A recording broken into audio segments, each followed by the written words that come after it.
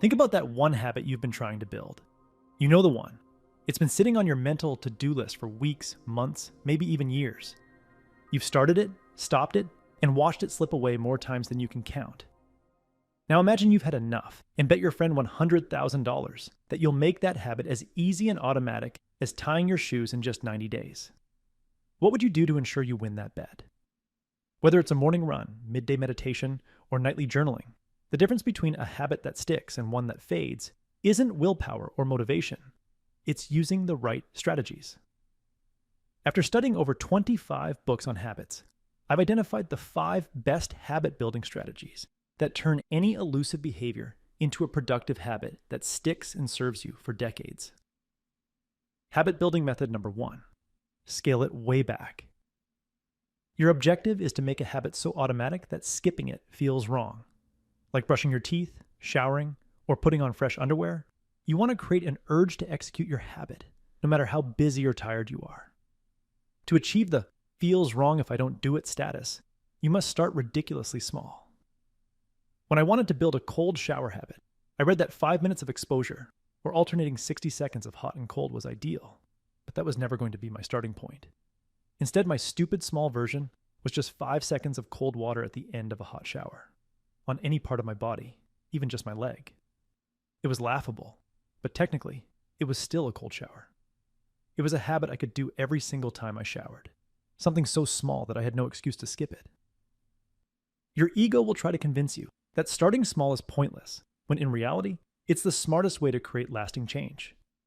James Clear, author of Atomic Habits, taught me that every behavior, no matter how small, is a vote for the person you want to become. My 5-second habit was a vote for becoming someone who takes cold showers. He says, as the votes build up, so does the evidence of your new identity. And when your behavior and your identity are fully aligned, you are no longer pursuing behavior change. You are simply acting like the type of person you already believe yourself to be. Psychologist Robert Cialdini, author of Influence, showed me how tiny commitments snowball. If someone agrees to put a small sign in their window, they're far more likely to later put a huge sign in their yard. The same principle applies to habit development. My 5 seconds of cold water on my leg made me open to 5 seconds on my back, then 30 seconds on my chest, then 60 seconds on my entire body. But here's the biggest reason to start stupid small. Your motivation is unreliable. Some days you're fired up, other days you're drained, and you never know which it'll be. But if your habit is stupid small, you'll always have just enough motivation to get it done, even on your worst days. So what's the smallest possible version of your habit that you can do when you're dead tired and still call it a win? 1 push-up or air squat is technically exercise. 1 sentence in a notebook is technically journaling. 1 mindful breath is technically meditation. Make your daily goal doing the tiniest version of your habit. Anything beyond that is just a bonus, until the habit becomes automatic. I knew my cold shower habit was automatic when I accidentally stepped out of the shower without doing my 5-second cold blast and felt compelled to get back in. That's when I knew I could increase my exposure. Habits aren't about squeezing out huge benefits in a few weeks. They're about effortless benefits for a lifetime. So scale your new habit way back. Make it laughably small, and let consistency, not intensity, carry you forward. Habit building method number 2, reach the point of no return. Some habits require a long lead-in to get started, so scaling back the routine alone may not be enough. If your habit involves going to the gym, heading to a practice facility, or prepping ingredients for a healthy meal, the key is to do just enough to make continuing easier than stopping. For a healthy meal, that could mean simply pulling out the ingredients and chopping 1 vegetable, because once you start chopping, you're far less likely to quit. Twyla Tharp, a world-renowned dancer and choreographer, used this strategy to ensure she never skipped a workout. Every morning at 5:30 a.m., she'd put on her gym clothes, walk outside her Manhattan apartment, and hail a cab. The moment she told the driver to take her to Pumping Iron Gym, the decision was made. Turning back at that point was harder than following through. Like Tharp, instead of focusing on an entire routine, focus on the minimum number of steps needed to reach the point of no return, the moment when continuing is more likely than quitting. You'll typically reach this moment within 2 minutes of starting any new habit. If you take 2 minutes to stand up and put one dish in the dishwasher, you'll likely finish them all. If you take 2 minutes to grab a book and read one page, you'll probably keep reading. And if you take 2 minutes to put on gym shorts, clip into your Peloton shoes, and sit on the bike, you'll almost certainly complete your workout. So if you want a new habit to stick, script out the exact steps needed to reach the point of unstoppable momentum, and then experiment with making it shorter and shorter. Habit building method number 3. Use old habits to form new ones. You already have thousands of behaviors ingrained in your daily routine. Why not use them to kickstart new ones? In Tiny Habits, BJ Fogg explains that most people fail to build better habits because they don't leverage the momentum of existing behaviors. Pair a new habit with something you already do by completing this simple statement.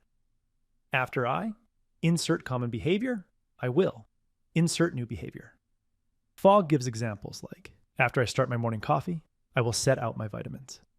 After I sit down on the train, I will open my sketchbook.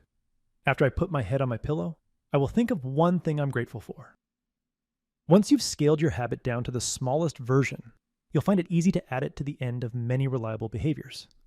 For instance, a one-breath meditation can follow checking your phone, picking up the TV remote, turning off a light, or washing your hands.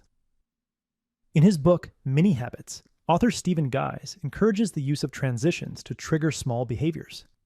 For instance, walking into your house, office, or bedroom can be a cue to drop down and do one push-up. After reading Atomic Habits, I started seeing habit stacking like coasting down one big hill, an existing behavior, to build enough momentum to get up the next hill, a new habit, with minimal effort. Habit building method number 4. Ratchet up the reminders. However many reminders you think you need, triple them. Flood your environment with so many cues that I forgot to do it is never a valid excuse. Here are 3 effective ways to increase the positive cues in your environment. First, place objects throughout your environment. If you want to develop a new strength training habit, keep a grip training device on your kitchen counter and a kettlebell in the center of your living room. Then, put keywords on Post-it notes on your fridge, bathroom mirror, bedroom door, and office desk to trigger thoughts of working out. Second, create more digital reminders. Create multiple reminder app notifications, calendar event notifications, or phone alarms during the day. You could also send yourself recurring emails or SMS reminders that detail the behavior change you want to make. I like to use a service called AskMeEvery.com that sends me a custom text message at specific times during the day. And lastly, expose yourself to people, virtually or in person, who promote and praise the behavior you're striving for. If you want to work out more, start a group chat with fitness-minded friends where everyone shares workout streaks, stats, and progress photos. Also, subscribe to podcasts or email newsletters from people who have already built the habits you want. By increasing the number of physical reminders, digital cues, and people in your life who reinforce your desired habit, you create positive pressure on yourself to follow through on days when you don't feel like it. Habit building method number 5. Amplify your pain-pleasure associations. I learned a vital lesson when I read Tony Robbins' Awaken the Giant Within. If I failed to consistently execute a habit in the past, it was because I didn't link enough pleasure to action and enough pain to inaction. Robbins says, the secret of success is learning how to use pain and pleasure instead of having pain and pleasure use you. If we can raise the pain of not executing a behavior from a 3 to a 10, and then raise the pleasure of doing it from a 2 to a 10, we will be unstoppable. Crank up your pain dial by asking, what will inaction ultimately cost me? Fast forward 10 years and picture yourself stuck in the same patterns. Feel your body getting weaker, your energy draining, and your confidence disappearing, all because you failed to act sooner. Make this future so vivid and unbearable that taking action today feels like the only way out. Now turn up the pleasure dial by linking a pleasurable activity with the action you want to take. For example, I found that only allowing myself to listen to my favorite music playlist while writing book summary scripts made the pleasure of writing outweigh the pain I once associated with writing.